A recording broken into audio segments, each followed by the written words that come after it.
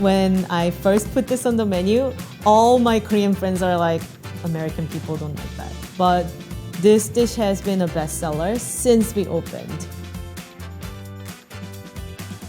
My name is Ji Hye Kim. I'm the chef at Miss Kim Korean Restaurant in Ann Arbor, Michigan. Today, we're here to make tteokbokki, the quintessential Korean street snack. The first thing that you want to do when you're making this recipe is check your rice cake quality.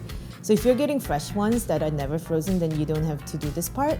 But most of the times, you'll be able to get rice cakes that are cryo-packed and in the refrigerator section of your grocery store, and that's perfectly fine. But we want to help it a little bit by putting it in the warm water to relax. All right, so I have some water, and this does not have to be a boiling water. It can be like piping hot from the faucet. These are the shapes that you want to get. You can get many different types of rice cakes, flavored ones, round ones, circle ones, but these are the most typical. The thing to remember about rice cakes is that unlike pasta, it's already cooked, but it hardens after it finishes cooking, and then it transports really easily. But that's also why you want to introduce some more moisture to them so they relax a little bit. You can soak it for like half an hour. You can soak it in the refrigerator overnight. You just don't want to soak it in room temperature for a long time. While these are soaking, we're going to put them aside, and then we're going to start making our sauce. First thing I'm gonna do is I'm gonna chop my scallions and mince my garlic. This dish is actually a very interesting dish because right now, these days, it's known as street food. And it's really dirt cheap. You can get it anywhere. You can get it from like grab and go to-go places. You can order it on your app. You can, you see it in like little like outdoor huts. But this dish is actually, initially was for kings and queens. You see the recipe in like a royal cuisine, in palace cuisine in like 18th century. And it was a very different dish than how it looks now. Right now, the street versions that you would see are like rice cakes in gochujang sauce, and it's not sauteed at all. It's actually more close to braised. It's a very soft, tender, like a comforting dish. I love stories of the food. I wouldn't say I'm a historian. I am lucky to still read and write Korean, and Korean people love their ancestors and the stories and culinary traditions. So it's really readily available, just not in English. I just started reading a lot about different Korean food. This dish's story is really interesting because it does go from like a 18th century really fancy food to the cheapest, most accessible and most beloved dish. We have gochujang, which is one of Korean mother sauces. It's fermented chili paste. So we're going to put gochujang in there. Okay. Korean chili flakes, which is gochugaru. Sugar, you can use many different kinds of sugar, but I prefer either brown sugar or you can even use maple syrup. Soy sauce and sesame oil and a little bit of water. That's gonna make your sauce a little looser, so it's easier to work with when you're sauteing it. And all you have to do is sort of give it a good stir. This sauce keeps really well in the fridge. As long as you keep it refrigerated, it's probably good for 2 weeks or more.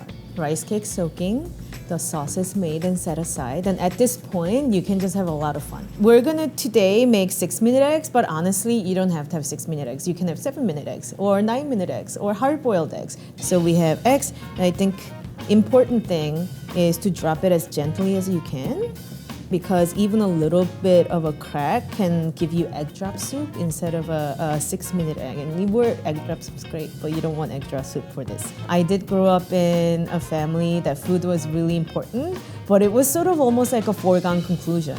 Food was supposed to be good. My mom cooked all the time. She's the best cook I know. Bubbly thing happens because there's a crack in the egg, and then tiny bit of egg whites sneaking out, but that's okay.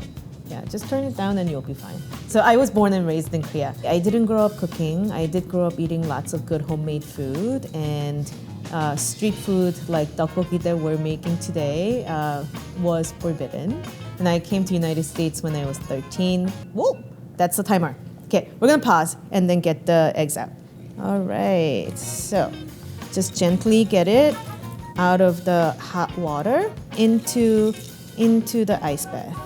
And then the eggs will hang out there for a little bit until it's easy to handle, and then we can peel them. That's we have almost everything ready to put the dish together. We just need to do a couple of things. So the first thing I want to do is get the rice cakes out of the water. Then you can just use a colander.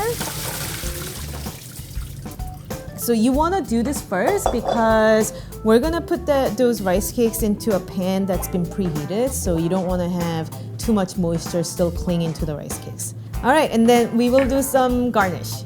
All right, so you just need a little scallions. All right, next I am going to peel the eggs.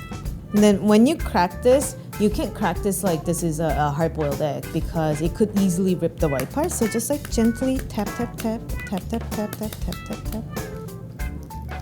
All right, there you go. Egg's pretty squishy, so you don't want to sort of like manhandle it. You want to go gentle. Okay, we have fresh pork belly, so I'm gonna cut it kind of thin so that we can cook it fairly fast. First thing I'm gonna do is turn the heat on. Okay, so oil, and then because we're going with the raw pork, I'm gonna start cooking the pork first. This is sort of like our take on it. If you were to go to a street vendor, you're gonna see a vat already cooked, rice cakes drowning in sauce a little bit. So when the meat is cooking, I'm gonna put a little sprinkle of sugar. What the sugar is gonna do is help caramelize the rice cakes fairly fast. Yeah, add the rice cakes. When you add rice cakes, don't dump it because you see how much water is pulling there. You don't want to have super hot pan and then dumping water right in. Give it a little stir, and you can see the golden brown happening. That one is pretty good because it's golden brown with some darker brown bits showing up. Even though gochujang is a little bit of a spicy sauce, this is kids' favorite afternoon snack. So moms can cook this at home. And I lowered the heat a little bit because I want the rice cakes were a little harder.